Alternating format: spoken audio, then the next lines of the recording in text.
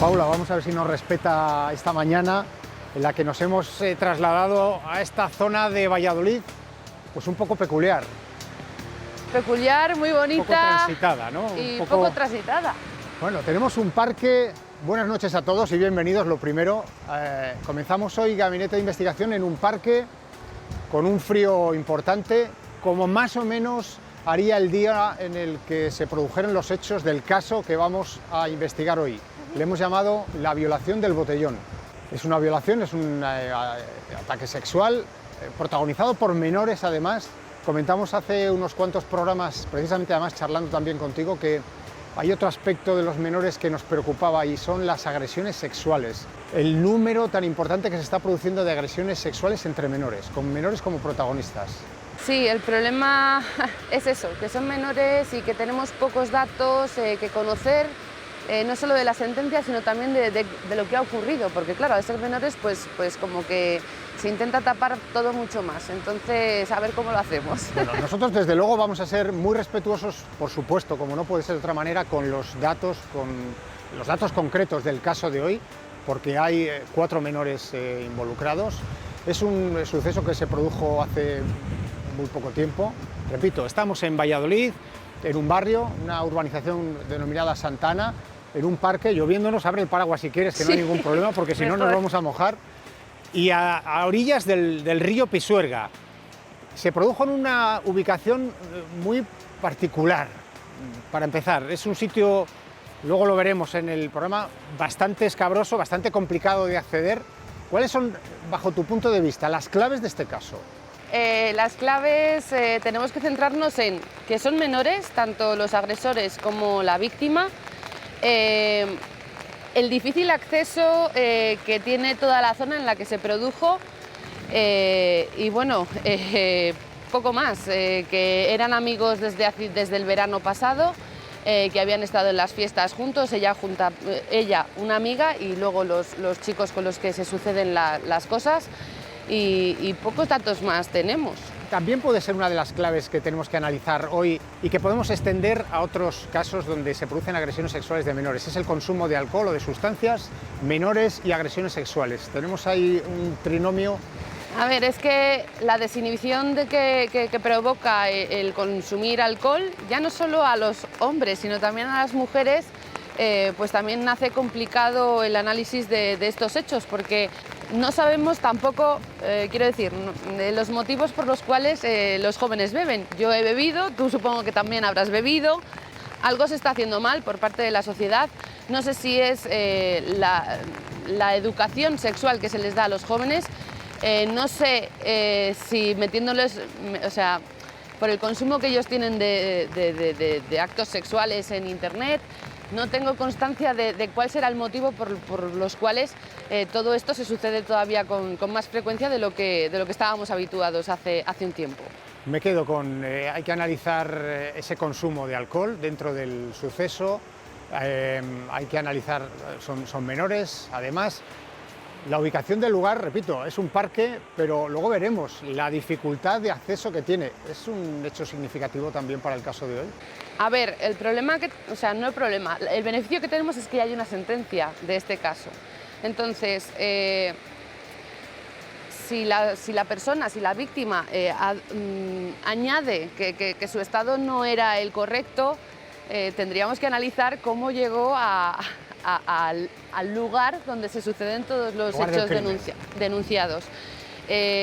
Yo desde luego con mi capacidad física no sé yo si podría llegar estando completamente... De hecho no te hemos ni siquiera invitado a bajar, ni a nosotros nos cuesta, no. Hemos estado visitándolo y nos cuesta bastante.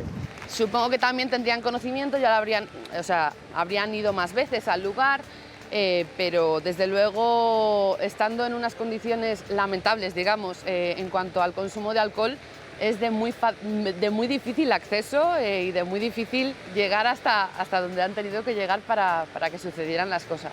Asuntos a analizar. Ese resultado, los efectos de los cócteles, por ejemplo, hablabas de esa bebida, de un Jägermeister, voy a decir la marca, con bebidas energéticas. ¿Qué producen esa combinación, ese cóctel? Vamos a analizarlo en el programa de hoy, al que hemos llamado la violación del botellón.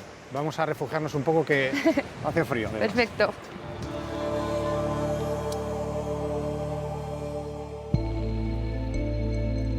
Febrero de 2021. Poco a poco vamos recuperando el pulso social y cierta normalidad tras el periodo de confinamiento y pandemia. Es sábado por la tarde y, como cientos de adolescentes en el resto de España, un grupo de jóvenes ha quedado en una zona apartada de la urbanización Santa Ana de Valladolid y conocida como El Túnel para hacer botellón. La mayoría de ellos son menores de edad. El consumo de Jägermeister y bebidas energéticas comienza a hacer estragos entre algunos de ellos. En un momento dado, 3 jóvenes de 16 años conducen a una de las chicas asistentes, también menor de edad, al interior de una gran tubería cercana. Allí, los 3 mantuvieron relaciones sexuales con la víctima, según consta en sentencia, bajo una profunda anulación de conciencia, consumando la agresión sexual. Por dicha agresión, los 3 adolescentes han sido condenados a 1 año y 9 meses de internamiento en un centro de menores de Valladolid.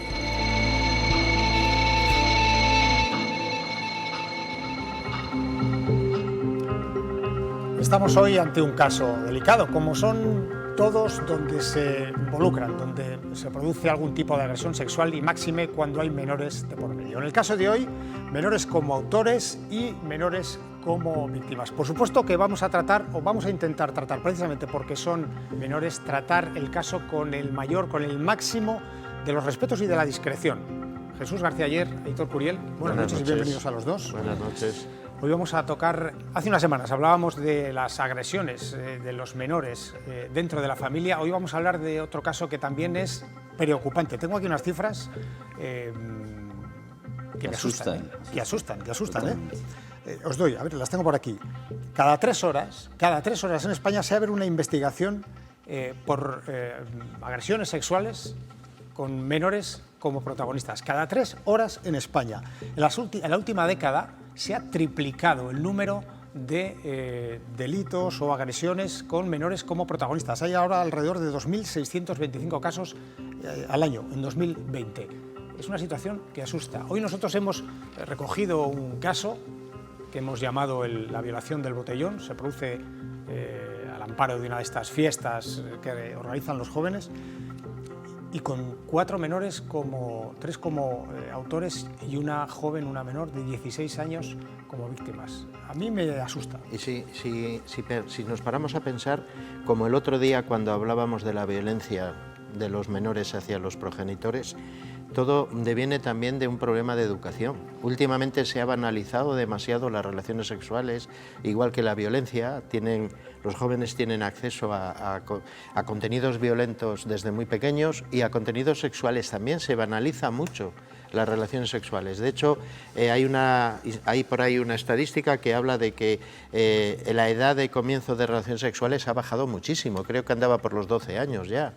Que, claro, llega un momento en el que si has banalizado de esa manera las relaciones sexuales, te parece que cualquier chica, nada que no se oponga demasiado, pues está consintiendo, porque, por Dios, hace falta, pues eso, poner en su lugar este tipo de cosas y decir que hay una edad para todo, y que empezar demasiado pronto con determinadas relaciones y determinadas experiencias vitales, pues no siempre es positivo. Es muy complicado, ya lo has dicho, pero antes de nada tengo que decir 2 cosas. Lo primero, total respeto a víctima y agresores, porque no solo porque son menores, creo que uno de ellos creo que va a cumplir a los 18 ahora en diciembre, los otros 3 ya han cumplido, pero eran menores cuando con los hechos, máximo respeto y ningún dato identificativo. Y lo segundo, fue un acuerdo, o sea, no es una sentencia como tal, sino llegaron a un acuerdo. ¿Un acuerdo? Sí, antes de... Un acuerdo entre las partes que luego se plasma en una sentencia, pero sí que es importante decir que se llegó a un acuerdo entre las partes, que yo creo que demuestra mucho por parte de todos. Eso es beneficioso. Incluso yo ahí aplaudo a las familias, que siempre es mejor. Sí, voy a hablar, tengo un apartado previsto precisamente para explicar ese tema, porque a alguien le puede llamar la atención. Y lo tercero, lo que está diciendo Jesús, totalmente de acuerdo. Si juntamos adolescencia con las hormonas donde están, con alcohol y con un inicio de relaciones sexuales entre los 12 y los 14 años y medio, las estadísticas más generosas en cuanto a más tardías, pues con 15 años y con alcohol. Yo no conocía determinadas bebidas que se han consumido, y no es por hacer publicidad, pero las bebidas energéticas mezcladas con bebidas tan fuertes como el Jägermeister, en este caso, estaba directamente involucrado. Yo no había probado hasta que, a raíz del caso, pues yo quiero conocerlo todo, incluso probé la bebida, estudié la graduación. Creo que es importante para analizar un caso verlo todo, ¿no? Y claro, tú juntas todo eso en un cóctel, lo juntas a altas horas de la noche, bajo los efectos del alcohol, en un sitio de difícil acceso, completamente oscuro, como luego vamos a ver mejor, pues es que el riesgo es muy elevado. Es que estamos sometiéndonos a un riesgo tanto los hombres como las mujeres, o tanto las mujeres como los hombres. Y hay que prevenir, educar e informar a nuestros menores de los riesgos que asumen juntando todo esto. Vamos, si queréis, a empezar a desgranar este caso concreto, la información que tenemos. Una pandilla de jóvenes, una pandilla de amigos que ya se habían reunido varias veces en ese espacio que está en esa urbanización de Valladolid, a hacer su botellón las tardes de los sábados. Supongo que esa tarde en febrero pues no haría especialmente bueno a esas horas, que ya había anochecido, estaba anocheciendo, y empezamos dos cuestiones que me llaman la atención. Una de ellas es que se produce la agresión dentro de un grupo de amigos, y otra, a mayores, que lo comentabas tú, Aitor, esa mezcla de alcohol, pero no solamente de alcohol y bebidas energéticas. Desde el punto de vista médico, ese consumo de Jägermeister, que es un licor, quien no lo haya probado, no se lo recomiendo porque no sabe especialmente bien, pero alcohol de alta graduación, mezclado con bebidas energéticas que llevan cafeína, una serie de componentes, eso médicamente, clínicamente, ¿qué supone en un cuerpo humano? Hombre, dependiendo del grado de intoxicación, estás juntando la desinhibición del depresor del sistema nervioso central con la estimulación de sustancias estimulantes en un adolescente con las hormonas ya de cómo están, y en una situación en la que inicialmente puede incluso surgir un cierto tonteo consentido. Y claro, con una cierta inercia que luego hay que poder parar con, insisto, un inhibidor del sistema nervioso central y por tanto inhibidor de sistemas de control de impulsos, inhibidor de la consciencia de la realidad real, inhibidor de la capacidad de razonamiento, raciocinio, inhibidor de la capacidad del sentido común, inhibidor de todo eso, y aparte con un estimulador de cafeína, etcétera, estimulador del sistema nervioso simpático, preparado para la actuación, Claro, es un cóctel peligrosísimo. Peligrosísimo, y más en chavales, bueno, en este caso 16, 17 años, 17. Es un cóctel muy peligroso, ya no evidentemente porque vayan a entrar en un coma, que también pueden entrar en una situación de coma, y además en ese lugar, con ese acceso que a la zona, porque es, para que nos entendamos, la zona del botellón, donde podía haber 15, 20, 25 chavales tomando copas, estaba más o menos a un acceso razonable. Pero la zona en la que ocurren los hechos hay que bajar, y tú has bajado, igual que he bajado yo 2 veces. Si quieres lo vemos, porque yo hemos vamos a verlo, estado precisamente esta mañana, tú y yo, me has invitado, tú conocías la zona y me has dicho, tienes que venir a verlo y tenemos que enseñarlo además en el programa. Jesús, tú no lo conoces, es llamativo. Le voy a pedir a Javier Pinilla, nuestro realizador, que nos ponga las imágenes del recorrido que hemos hecho y lo vamos comentando, si os parece, porque primero no es fácil llegar hasta allí. Cuesta en el estado de plena conciencia. No te digo ya nada si encima tienes un alto grado de embriaguez. Claro, yo aquí tranquilizar, porque decimos Urbanización Santa Ana, y me imagino que la gente que vive en la Urbanización Santa Ana está ahora mismo nerviosa. Está bastante apartado, al lado de mi casa. Es un trozo más allá, es bastante más allá de la urbanización, es la referencia más cercana que hay del lugar, pero realmente ¿Esa es la entrada? No está en la misma urbanización, sino está lejos. Esa es la entrada. Sí que debemos decir que esa valla, que es muy pesada y difícil de levantar, no estaba cuando ocurrieron los hechos, se ha puesto con posterioridad, ¿vale?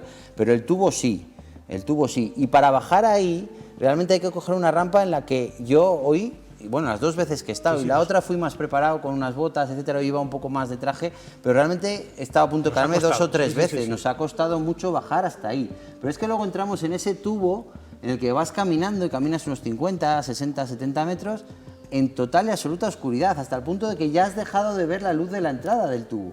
Y es un tubo que si lo conoces entras tranquilo, pero si no lo conoces... Bueno, yo te voy a decir que aunque lo conozcas, tranquilo, tranquilo. Claro, porque tú ves un arroyo de agua, un hilo de agua en el suelo, es totalmente curvo, que no es liso el suelo tampoco, con lo cual es fácil torcerse un tobillo, porque no tienes una superficie plana, el suelo también está torcido, inclinado, y llegas a esa habitación del fondo que es donde ocurren los hechos. Diremos que hay que recorrer cerca de 50 metros de total oscuridad, en un tubo oscuridad. que no tiene suelo liso, sino que es torcido. Es más, yo volviendo me he ido más hacia un lado que hacia el otro, porque en uno me estaba constantemente torciendo el tobillo, y me he ido hacia el otro porque parece que, bueno, pues mi pierna dominante era más fácil caminar por otro lado, porque tampoco puedes ir por el trocito de agua, porque claro, vas salpicándote y te vas mojando, ¿no? Entonces terminas en un cuarto sin ningún tipo de luz, era de noche cuando ocurren los hechos además, al fondo de un túnel de 50 metros con total oscuridad, y estos jóvenes de 17 años, bajo los efectos del alcohol, una intoxicación etílica severa, que están en una fiesta arriba y que bajan con perdón. ¿A qué? O sea, a mí si mi hijo me dice que se ha metido en ese tubo, digo, ¿a dónde ibas? ¿A qué ibas? Con música, a bailar, ¿no? Pero pues, música y bailar, pues va a hacerlo arriba también, ¿o no? Hombre, claro. Yo lo que tenía que deciros es que ese tipo de sitios les he mirado yo con linternas, les he vigilado porque suelen aparecer cosas robadas. Nunca jamás puedes imaginar que la juventud se pueda ver atraída por venir a hacer nada ahí. Pero si esto es... Además, cuando entras dices, es que cualquiera abre un grifo al otro lado, me meten aquí, viene una riada de agua y termino en mitad de Pisuerga. Porque claro, tú ves ese agua y dices, ¿de dónde sale este agua? Igual es que al otro lado pueden abrir y cerrar el paso de agua y salir 2.000 litros claro. en 10 minutos, tú no lo sabes. Y es que ahí mismo está el río a continuación. Entonces, y ahí por supuesto hay restos de que siguen haciendo botellones, que siguen... Pero es que someterse a una situación de riesgo, incluso, por supuesto, las mujeres, pero también los hombres, porque ellos se sitúan en una situación de alcohol, de desinhibición, de estimulantes a la vez, de estímulos de todo tipo, música, fiesta y chicas guapas, y ellos mismos se están sometiendo a un riesgo de autocontrol y convertirse en un delincuente. O sea, prevención para ellas y prevención para ellos. Hay que educar a nuestros jóvenes y hay que explicarles que las cosas son complicadas y que en un mismo cóctel no puedes meter todas estas cosas. Dos aspectos que os pongo encima de la mesa, que uno apuntaba hace un instante. Ya hemos visto el lugar donde se produce, que desde luego es cualquier cosa menos agradable incluso para mantener una relación consentida. Es que no es el mejor sitio para ello, pero bueno. Pero me llama la atención, primera, que se produce dentro de un grupo de amigos, o sea, que la agresión no es alguien desconocido que me he encontrado en una discoteca, o me he encontrado de fiesta, me he encontrado por la calle, alguien que ni siquiera le asalto. No, se produce dentro de un grupo de supuestos amigos. Es que ese es precisamente el peligro, creo, al que se refiere Aitor, ¿no? Es decir, hoy día el padre de una hija, pues tiene que educarla, ten cuidado a esto y lo otro, pues, estas bombas, ¿no?, que se toman, pero es que los padres de los hijos están igual de preocupados, porque en un momento dado, pues lo que dice esa adolescencia con esas bombas que hacen para tomarse esas mezclas, pues les hace perder la poca inhibición que ya la adolescencia tiene. ¿A quién vas a agredir? ¿A con quién te vas a meter? Pues con los que tienes al lado. Esos chicos ya habían ido juntos a más de uno. No respetar a una amiga tuya con la que te ves... En ese momento no consideran que no sea un respeto, es más dentro de un tonteo previo, porque había habido en redes sociales tonteo previos con algunos de los acusados, había una serie de, bueno, pues juegos de sensualidad previos en redes, en el momento de la fiesta, bajo los efectos del alcohol. Es que yo creo que es lo que me estoy encontrando mucho en mi despacho y en muchos casos, es que el varón se me sienta en el despacho y me dice que es que yo no he hecho nada malo, de verdad. O sea, yo recuerdo un caso, y va muy rápido, y no sé, en Castilla y León, en unas fiestas de un pueblo en el que un chico completamente borracho con un grupo de chicos conoce un grupo de chicas. El chico le gusta a una chica, la chica le gusta al chico, se van chico y chica, se salen del bar y dejan a los grupos, los dos completa y absolutamente borrachos. Deciden mantener relaciones sexuales supuestamente consentidas según el chico, la chica no dice ni blanco ni negro. Se van a la vuelta y en la misma calle empiezan a mantener relaciones sexuales a la vuelta de la esquina del bar. Pasan otros chicos y dicen, Están violando ahí a una chica, le cogen al chico que estaba borracho completamente, le cogen por los hombros y dicen, ¿qué estás haciendo? Le dan una paliza y lo separan, llaman a la policía y al 112. La chica prácticamente en coma etílico. Llega al 112 y dice, la estaba violando, se estaba aprovechando que estaba alcohol. Entrevistas al chico y dice, es que yo pensé que ella estaba menos borracha que yo estaba borrachísimo, pero yo pensé que ella estaba mejor. Dice, pues no, estaba peor que tú, tío, no eres consciente de cómo estaba ella. Dice, de verdad que no, que yo pensé que era completamente consentido, que ella... Y el chico sinceramente cree eso. ¿Es eso lo que ha ocurrido? Probablemente no, pero él cree eso. Es que si tú estás completamente borracho, no puedes medir lo que está pasando, no eres consciente de lo que realmente está pasando tampoco. Y eso nos puede ocurrir a nuestros chicos también. Hay en muchas ocasiones muchos violadores. Aquí ha habido en cierta ocasión un violador que era un camarero de un bar que cuando cerraba a última hora seguía a alguna de las clientes y en el portal hubo solo un par de ellos y le pillamos pronto. Pero la defensa que adujo era que eran consentidas. Una mujer a la que no conocía de nada, que no tenía ninguna relación. Había tenido relaciones con ella en el portal de su casa y quería decir que habían sido consentidas. Sin embargo, en estos casos es otra cosa. ¿Por qué? Pues porque ya son amigos, han ido juntos, no es la primera vez que van a hacer... Habría que preguntar a esos chicos si en algún instante tuvieron la conciencia de que aquella chica no quería aquello. Añado una variable más a esa ecuación, que también a mí me llama la atención. Son tres personas las que producen esa agresión sexual. No se baja, quiero decir, no hay... La chica puede tontear con uno, puede tontear con ella con él con ella. Son tres. Pero ahí estás demostrando que eres mayor, Miguel, porque en nuestra época era 1 con 1, pero ahora ya no. O sea, ahora muchas veces es 2 con 1, 1 y 2. Es que eso ya se está normalizando, que es otra de las normalizaciones de la sexualidad actual entre nuestros jóvenes. Entonces tú, claro, nuestra cabeza, con nuestra edad, nuestra formación y nuestra vivencia personal, dices 3 con 1, nunca puede ser consentido. Es que ahora ese tipo de relaciones se dan, y se dan en chavales de 14, 15, 16, 17 años, en los que son 2 y 1, 3 y 2, 2 y 3, 1 y 4, 4 y 1... Entonces, claro, yo no lo puedo entender y tú tampoco, pero ellos viven la sexualidad de otra manera y claro, es lo que es complicado porque ¿dónde está el límite? O sea, se han saltado tantos límites claramente definidos que ya no hay límite claro, creo yo. No sé cómo lo ves tú. No, yo lo veo así también. Y sobre todo porque estamos hablando de 3 o 4 menores, una chica y 3 menores que estaban fuera de sí. Estaban con la bomba esa que se habían tomado y dentro de esa parafernalia que ahora mismo están convirtiendo ese tipo de relaciones de la juventud, ¿no? Y vuelvo a lo que empezamos casi, la educación y el acceso que hay a pornografía de todo tipo desde muy joven. Desde muy joven están viendo... Quiero apuntar un tema, sin entrar en excesivos detalles, pero sí que me parece que es relevante a la información, apuntar que no estamos hablando en este caso de los 3 chavales que realizaron la agresión, ni de familias desestructuradas, ni de bajo extracto social, no estamos hablando de chavales absolutamente normales, con familias... A día de hoy todos universitarios. Estudiando carreras muy prestigiosas en algunas universidades prestigiosas, algunos de ellos. Deportistas cuasi profesionales, algunos de ellos. Estamos hablando de chavales con familias de alto nivel cultural y económico. Estamos hablando de que en los chavales de hoy en día se han normalizado conductas sexuales que a nosotros nos parecen increíbles, nos parecen insostenibles.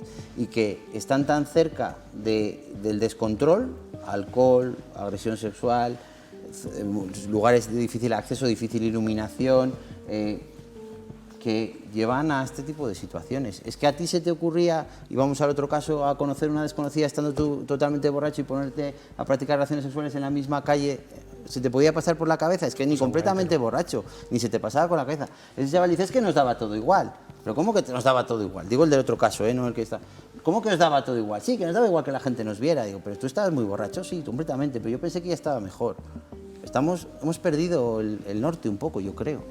Voy a la resolución del caso, otro asunto que apuntabas al principio y que lo he dejado un poco para el final. Estoy convencido de que hay gente en casa que se ha llevado las manos a la cabeza cuando ha escuchado la resolución del caso. Como tú decías, la sentencia recoge un acuerdo al que llegaron ambas partes y por el que fueron condenados los tres chavales, los 3 adolescentes, a 1 año, 9 meses y 15 días de internamiento en un centro para menores de la capital vallisoletana. Y alguien dirá, ¿cómo puede ser una agresión de este tipo 1 año, 9 meses y 15 días? Ojo, 1 año y 9 meses serían 21 meses, pero de esos 21 realmente son 15 en un centro semiabierto. Los otros 6 son de libertad vigilada, con lo cual son 15 meses en un centro semiabierto. Semiabierto significa que aunque duerman y hagan vida en el centro, salen al colegio, salen al instituto y salen a... Tuvieron una temporada, porque tuvieron una medida cautelar hasta la resolución, y la resolución se hizo prácticamente cuando ya habían cumplido ese tiempo, es cuando se llega al acuerdo. Era una situación complicada.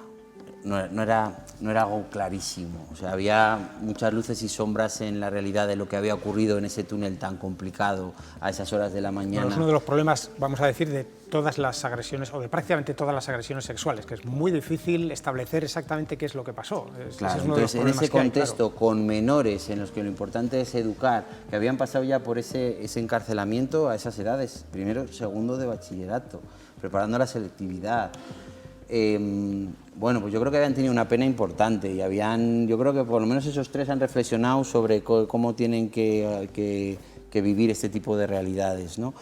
Y bueno, pues era una manera, yo entiendo que fue un buen acuerdo para todas las partes, incluida la víctima, en el sentido de pasar página ante una situación escabrosa y muy complicada en la que no estaban las cosas muy claras ni en un sentido ni en el contrario, y que, bueno, pues creo que fue realmente un acuerdo muy inteligente por ambas partes. Es muy complicado para la víctima aceptar un acuerdo de solo esa pena, claro, pero es muy complicado para un agresor que, independientemente de lo sea o no, él se siente inocente y sus padres creen que él es totalmente inocente. Aceptar una condena también es muy complicado, porque están aceptando que se conocen unos hechos de los cuales se sienten inocentes. Es muy difícil para las dos partes aceptar ese acuerdo y creo que con gran humanidad y gran inteligencia ambas partes aceptaron este acuerdo. No, y el estigma social que supone haber sido condenado, porque claro, por muy menores que sean y se preserva su identidad, en su entorno social se conocía todo perfectamente. Y Valladolid no deja de ser un pueblo, y los jóvenes por redes sociales se conocen todos. A las pocas horas había fotos, nombre y apellidos de todos los estigma que han padecido, pues es una pena añadida. Sí, claro, yo lo decía por eso, por lo que nos llama la atención que en un caso tan sangrante hoy en día, con algunos ejemplos que tenemos, bueno, sí, estamos viviendo ahora mismo precisamente los coleteos de esa ley del sí es sí. Vamos a ver en qué termina todo esto, pero no nos deja de llamar la atención que se puedan producir acuerdos para, en lugar de una sentencia, en lugar de un juicio. En este tipo es lo más inteligente, insisto, para ambas partes. Es siempre un acuerdo, es lo más inteligente, porque es lo mejor para todos. Pasar página, esto ha ocurrido, el daño ya está hecho, vamos a repararlo de la mejor manera posible, vamos a hacer algo que sea aceptable para el que se siente víctima terriblemente agredido y el que se siente inocente, y va a firmar un papel que dice que no lo es, y que le puede marcar de por vida. No, y la propia víctima se ha evitado la revictimización secundaria que supone ir en un juicio, aguantar lo que los abogados defensores dijeran. Ahí, porque bebiste tanto, ¿qué haces tú bajando ahí sola con 4 chicos o con tu amiga y otros 4 chicos, y luego tu amiga y otros chicos se suben y tú no te subes con ella y te quedas? Tú has entrado ahí. Es difícil bajar, me refiero, que si no quieres bajar no bajas, porque es difícil, no te pueden coger y bajar. Y someterse a esas preguntas Claro, todo eso se lo evitó. Claro, todo eso se evitó con un acuerdo que, insisto, a mí me parece muy razonable y muy inteligente para ambas partes. A mí, como perito, si una parte me hubiera preguntado, ¿firmarías?, le hubiera dicho que sí, y si la otra parte, siendo su perito, me hubiera preguntado, ¿lo aceptarías?, le hubiera dicho que sí. A las dos partes les hubiera dicho que lo aceptaran si me hubieran preguntado individualmente. Yo no sé si esto tiene vías no sé si de solución, de corrección, Jesús. Bueno, pues es lo que decíamos el otro día, ¿no? Si tiene que basarse todo en una educación desde la más tierna infancia, lo tenemos muy mal. Primero porque empezaríamos a ver los resultados de aquí a muchos años, ¿no? Entonces yo soy muy pesimista porque la educación que tenemos pues es muy blandita.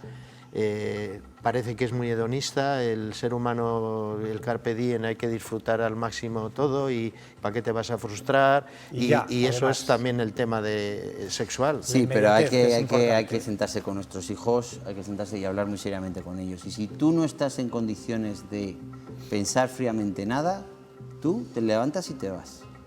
O sea, tú, estando bajo los efectos del alcohol, no puedes mantener relaciones sexuales con una chica, porque tú no estás en condiciones de saber si ella realmente te quiere o no quiere.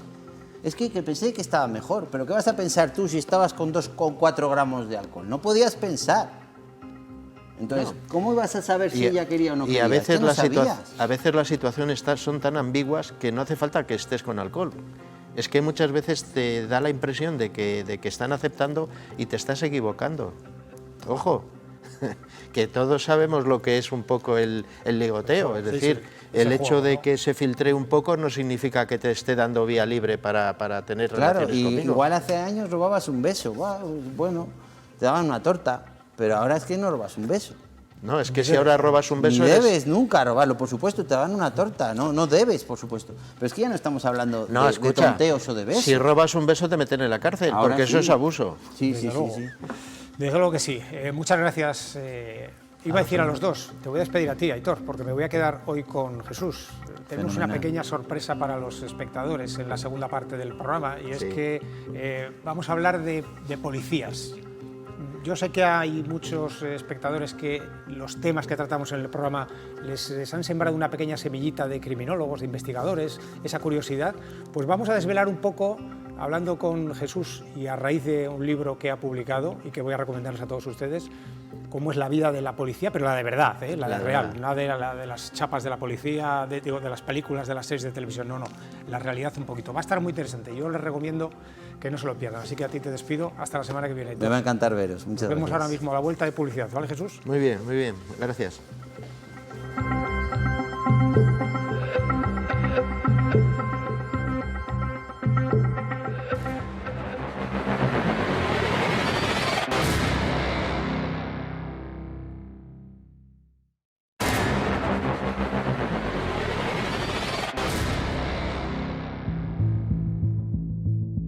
¿Es una novela policíaca? ¿Es una novela negra? La realidad es que es una novela de policías para conocer ese mundo policial auténtico, real de las comisarías, lejos de los tópicos de policías violentos, oscuros y corruptos del cine o la televisión.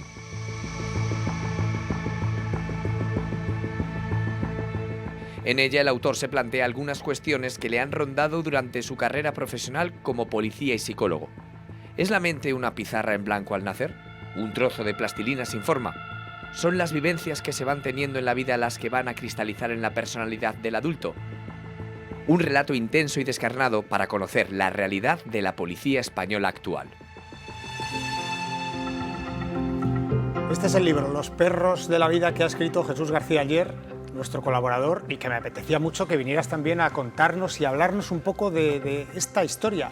Lo decía antes de marcharnos a publicidad, es que sé que hay muchos espectadores que nos siguen, que les ha picado un poquito el gusanillo de la investigación, del mundo del crimen, y está bien alejarnos un poco de esa imagen utópica de las series de televisión, de las películas, y bajar a la realidad, pisar barro, como decimos, ¿no? Y a lo mejor con este libro, esta novela, me gusta llamarla novela, me falta todavía terminar un poquito, pero tengo ya base para poder charlar ya.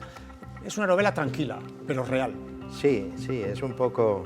Primero, muchas gracias porque esa entradilla ha sido preciosa.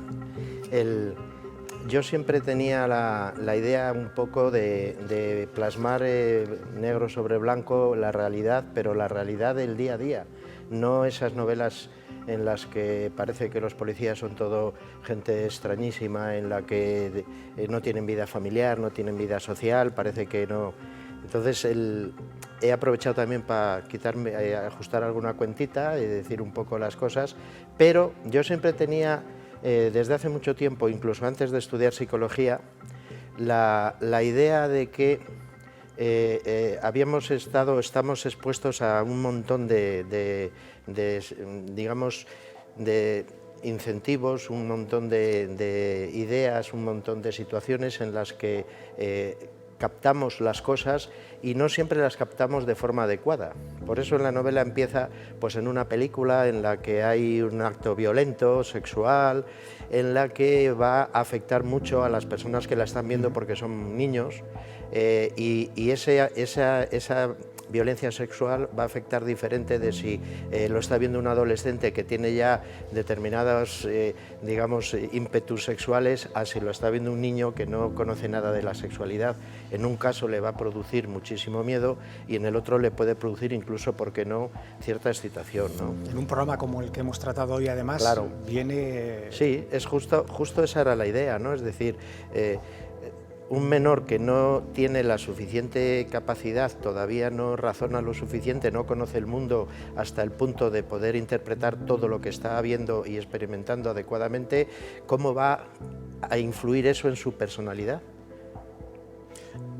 Tú tienes una doble vertiente, la de excomisario de policía. Sí. Yo te pongo el excomisario, yo no sé si uno deja de ser policía en algún momento de su vida.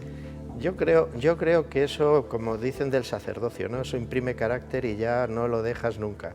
Otra cosa es que ya no tengas que levantarte a las 7 de la mañana para ir al servicio. No ejerzas, pero sí lo llevas, ¿no? Pues esa parcela de excomisario, de expolicía, y tu faceta como psicólogo.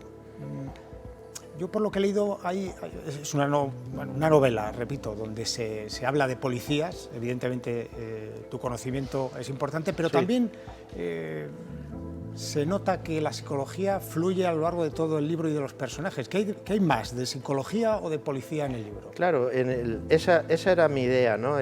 Uno de los protagonistas es un psicólogo especializado en psicología criminal, que la psicología en la policía y sobre todo en la investigación de los crímenes es muy importante, porque cualquier profesional tiene que conocer la materia prima con la que trabaja, y la materia prima con la que trabaja la policía es el ser humano, son las conductas del ser humano. Entonces, conocer el ser humano es importante. Entonces, la policía tiene, no solo ya en los temas de su oposición, sino después en la academia, y después, si es posible, hay que seguir formándose en psicología, ¿no? En esta novela y en otras, y en las que siguen, he intentado mezclar un poco esas dos cosas. Aquí hay un protagonista que es un psicólogo criminal que ayuda a la policía a hacer perfiles criminales del posible autor, a hacer la autopsia psicológica de la víctima, y aprovecho también para explicar un poco cómo el aprendizaje y cómo la personalidad de los individuos se va, digamos, formando en base a las experiencias que se van teniendo, y no solo en las experiencias, sino en cómo se interpretan y cómo se reacciona ante esas experiencias, ¿no? Hablas de la psicología de los policías y siempre insistes mucho de que quieres que esta novela sea fiel a lo que son los policías reales, no lo que vemos en las series y en la película, y lo estamos insistiendo. Fíjate, yo que he ido conociendo, gracias a este programa, que he tenido más contacto con policías, con guardias civiles, dentro de ese perfil psicológico que podemos hacerles, yo he sacado la sensación de que os volvéis todos un poco acorazados. Quiero decir que, a pesar de que puede ser gente muy distendida, pero lo privado de los policías suele estar recubierto de una coraza triple, incluso, por encima de la que llevamos los demás. Es la sensación que he recibido. No sé si eso lo imprime la profesión, lo imprime pues esa discreción que estáis obligados a llevar, imprime lo que veis, lo que estáis obligados a ver, que tiene que marcar mucho también. Sí, hombre, hay varias cosas, ¿no? El protagonista de esta novela, por ejemplo, lo dice en alguna ocasión, de que en casa no cuenta las cosas de la comisaría porque con uno que se preocupe ya es bastante, ¿no? Sobre todo en la investigación, el policía se lleva los casos a casa, ¿no? Estás en casa, estás cenando, incluso estás durmiendo y estás pensando en qué te falta por hacer, en qué resultado va a dar lo que ya has hecho. Y si todo eso lo llevas a tu vida privada, pues al final se convierte todo en un trabajo, ¿no? Entonces sí, muchas veces por discreción, porque no conviene que las cosas que se van haciendo trasciendan, otras veces por proteger a la familia, que tampoco tiene por qué ser conocedora de primera mano incluso de los riesgos en los que te estás poniendo. Entonces, bueno, pues siempre parece que es buena idea partir un poco tu vida profesional y tu vida privada, ¿no? Tengo una anécdota, no voy a contar quién la vivió, pero bueno, me la contó un poco la discreción. Yo creo que la anécdota se puede contar y que refleja un poco eso que dices, ¿no? Me contaba un policía una vez, dice, yo tuve una investigación pues que teníamos que hacer mucha labor por la noche, íbamos a un sitio donde había uno de los sospechosos que frecuentaba un local y íbamos allí pues a tomarnos una copa, a disimular como que estábamos tomándonos una cerveza después del trabajo, pero lo que estábamos era vigilándole, y tuvo que llamar el comisario de la comisaría a mi mujer para explicarle que no me iba yo de copas, que es que estaba en una investigación. Supongo que eso también tiene que marcar la vida personal de un policía, ¿no? Cuando está metido en ese tipo de historias. Claro, porque es que la investigación policial, en policía judicial, por ejemplo, requiere muchas veces infiltrarte digamos, en situaciones y ambientes que no son los normales. Tienes que pasar desapercibido. Entonces, claro, ya muchas veces tienes que prescindir incluso de las buenas formas, las buenas maneras, porque si estás en un local muy determinado y tienes unas formas y unas maneras especiales, pues te van a detectar. Entonces, es lo que he dicho siempre, que un buen policía tiene que ser como un camaleón. Tiene que ser capaz de mudar el color dependiendo de la situación en la que se encuentre, ¿no? Yo siempre le digo, no sé si en esta o en otras de las que siguen, que un policía tiene que ser exquisito, tiene que ser paternal y amable con un ciudadano que acaba de ser víctima de un delito porque necesita ese acogimiento, ¿no? Pero ese policía tan educado tratando con un delincuente sería un mal policía, porque primero se reiría de él, no conseguiría nada. Tiene que ponerse un poco a la altura de las circunstancias, y ese cambio de color es el que muchas veces es complicado. Y nos podemos encontrar un policía que está tratando con descortesía a un ciudadano que es víctima simplemente porque acaba de hablar con un autor y no es capaz de cambiar ese color tan rápidamente, ¿no? Entonces, parece que no, pero desde el punto de vista psicológico no es fácil, no es fácil. Se sabe poco a veces y lo hemos comprobado en el programa, de la labor real policial en los casos. Trasciende poco, a lo mejor debería trascender un poco más, que la sociedad tomara nota del trabajo que hay detrás, que a veces no luce y a veces no se llega a ningún sitio. Y yo supongo que eso también carga la mochila. A lo largo de la novela se notan las mochilas que llevan cada uno de los personajes, o por lo menos unos cuantos de los que van apareciendo, empezando por el protagonista, que lleva una mochila importante. Sí. ¿Cuánto pesa esa mochila de un policía? Porque hablábamos antes, tenéis que vivir con muertes, con dramas, o incluso con investigaciones que no llegáis a resolver. He subrayado una página, una línea del libro que dice: cuando se llega a un callejón sin salida hay que tener la suficiente cintura para reconocer el fracaso. No tiene que ser nada fácil, ¿no? Cuando hay un caso que se te ha cruzado y dices, no he sido capaz de resolverlo. Claro, cuando hay un caso hay que empezar como digo yo, a dar palos de ciego, a tirar la caña en todos aquellos lugares en los que podamos sospechar que pudiera surgir algo. A veces es muy ligero, muy lejana la posibilidad de que apareciera algo, pero si no lo haces siempre te va a quedar la duda de si allí habría algo. Es cierto también que muchas veces los asuntos se descubren o se esclarecen casi de la manera más inesperada. Por lo tanto, ya lo dicen en la mili, ¿no?, que de una escoba salió un tiro una vez. Es decir, no se puede dejar nada por inútil. Entonces, que efectivamente aparece un cadáver de una niña, pues hay que empezar a dar vueltas. De qué manera una niña puede en un momento dado ser echada de menos, dónde puede aparecer esa falta, pues hay que empezar a mover todos esos hilos. Después resulta que de todos esos hilos no va a ninguna parte, porque no era por ahí. Pero esos hilos ha habido que tirarlos, esas cañas ha habido que echarlas, que después no se ha pescado nada y eso se queda como si no se hubiera hecho, pero muchas veces es un trabajo ingente que ha tenido a mucha gente muchos días trabajando, no ha salido nada de ahí. Ingrato también, sí. Claro, es muy ingrato. Después, ¿qué ocurre? Si eso lo dejas escrito en un atestado que mandas al juzgado, llenas el juzgado de cosas que no han ido a ningún lado. ¿Qué ocurre? Pues eso no queda en ningún sitio, más que en todo caso en unas notas sueltas del grupo que lo ha hecho.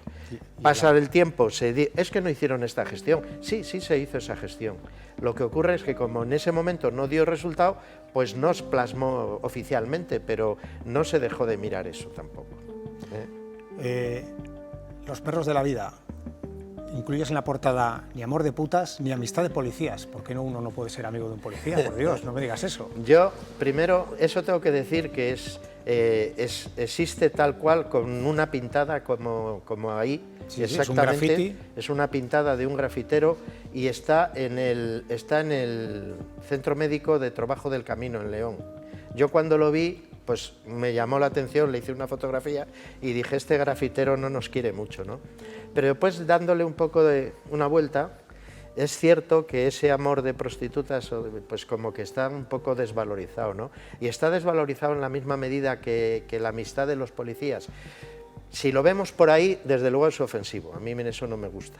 Pero claro, también hay que verlo, o yo lo vería también de otra manera, y es decir, un policía, porque el delincuente sea un amigo, un familiar, ya, ¿qué tiene que hacer? ¿Qué es primero, su obligación para con la ley, para con la honradez de su profesión, o la amistad? Es duro eso, ¿eh? Sí, sí. Es duro. De hecho, en las entrevistas, por ejemplo, cuando se hacen entrevistas para el ingreso en la policía, en las entrevistas psicológicas y tal, una pregunta muy típica suele ser esa. Tú ves a un compañero que ha cometido tal o cual, ¿qué harías? ¿Le denunciarías? ¿Procederías? ¿Lo pasarías por alto? Claro, es una pregunta clave, es una pregunta trampa, porque ¿qué vamos a hacer? Entonces, yo siempre recomendaba, ¿no? Depende de lo que ese compañero, ese familiar o ese amigo haya hecho. Si ese compañero lo que ha hecho es una infracción, digamos, disciplinaria, llega tarde al trabajo, bueno, pues hay que advertirle, eso no se puede hacer, corrígele como puedas. Ahora, si es un delito o una falta, ahí ya no hay corrección, ahí hay que proceder. Hay que proceder porque si no te convertirías en encubridor. Entonces, por ahí va un poco es decir, el policía siempre tiene ese dilema, ¿no? Por mucha cercanía o amistad que tú tengas, si realmente esa persona se ha convertido en un delincuente, pues esa honradez que tienes para con tu trabajo y para con la sociedad debería prevalecer, por muy duro que resulte. Desde luego. Los perros de la vida, en esta época, en este momento que se aproxima, pues hacer un regalo, pues este puede ser una opción para la gente que le apetece investigar, ahondar un poco en el mundo de los policías, al menos de la policía en España. Los perros de la vida, que ha escrito Jesús García ayer, editorial Canopina. Canopina, sí. Tiene una portada que es inconfundible, o sea que seguro que lo encuentran, búsquenlo, que merece mucho la pena. Jesús, muchísimas gracias, muchas gracias por la atención y como me siento como umbral, he venido a hablar de mi libro y aquí está, así que muchas gracias. Te espero aquí la semana que viene para trabajar. Bien, sí, desde luego. Por supuesto. Y a ustedes también. Muchas gracias. Les esperamos la semana que viene aquí en Gabinete de Investigación.